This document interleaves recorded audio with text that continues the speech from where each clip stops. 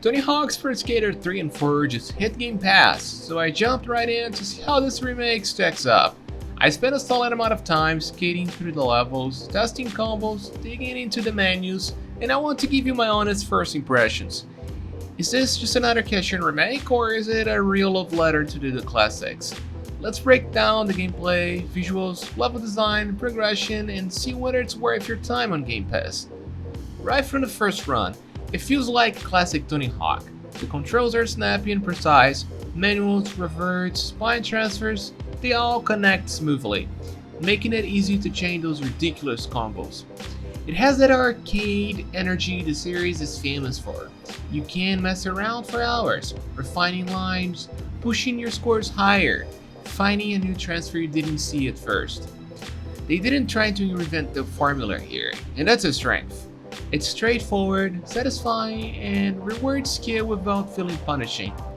Even if you're rusty or new to the series, the learning curve is approachable, but there's enough depth to keep you chasing perfect runs for ages. This is the kind of gameplay loop that just feels timeless. Let's talk levels. This remake brings back some absolute classics, and overall they look great. The selection is solid. You got iconic maps like Canada, Suburbia, the Foundry, the airport. Visually, they've really cleaned things up.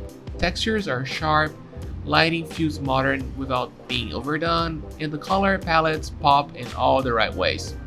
I love the attention to detail. The college level has scattered party confetti, the airport has richer lighting, even the Foundry feels more alive with heat and industrial glow.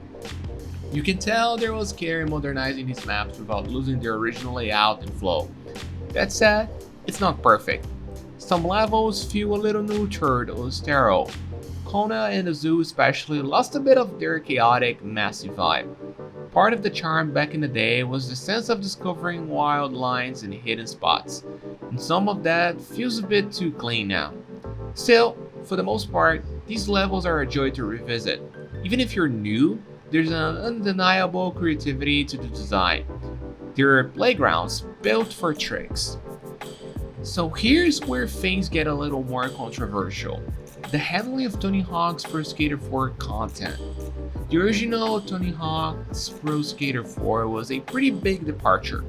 It scrapped the 2-minute timers and gave you these large open levels full of NPCs offering challenges. It felt a bit more like a skate adventure. In this remake, they went back to the traditional 2-minute run format for all the levels, including the ones from 4. And that's a bit of a mixed bag.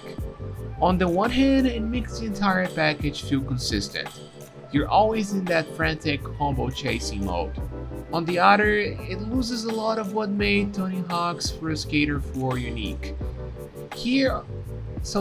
There are no wandering NPCs, no mission-based exploration. For purists, that's going to stink. Personally, I think it's understandable. It keeps things tight, streamlined, and arcade-focused. But it definitely changes the vibe.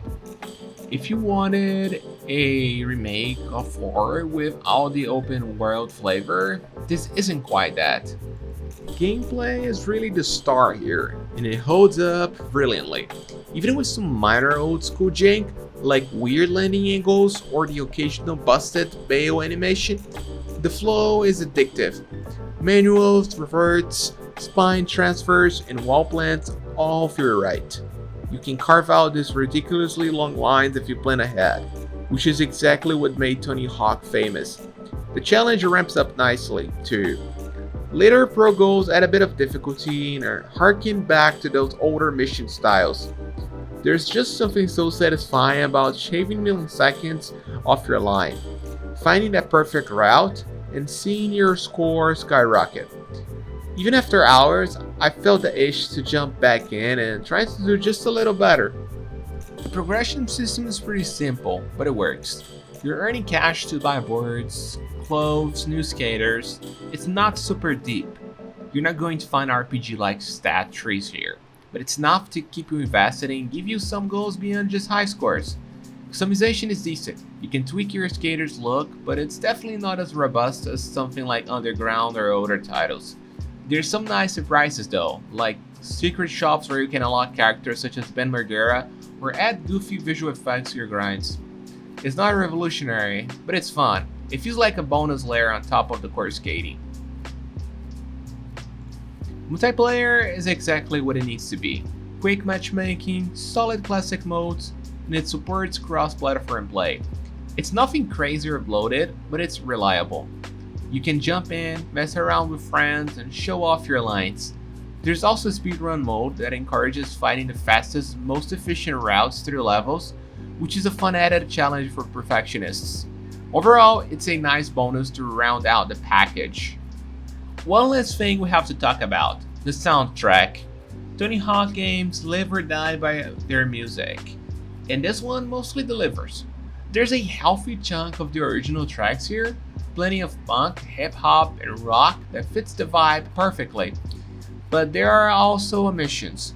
Compared to the 1 and 2 remake, this collection is missing more of the classic songs. They added new tracks that mostly work, but they don't have quite the same punch of instant nostalgia. It's still good and it feels right when you're skating.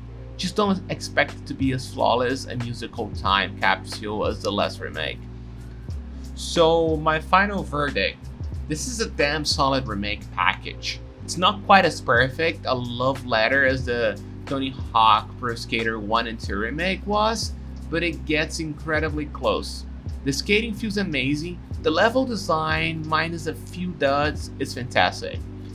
It's the kind of game you can lose hours in, chasing scores, perfecting lines, unlocking extras. If you're a purist wanting Tony Hawk's Pro Skater 4 exactly as you remember it, you definitely notice the changes. But if you're looking for a tight, classic Tony Hawk experience with modern polish, it's honestly hard to beat. On Game Pass, it's a no-brainer.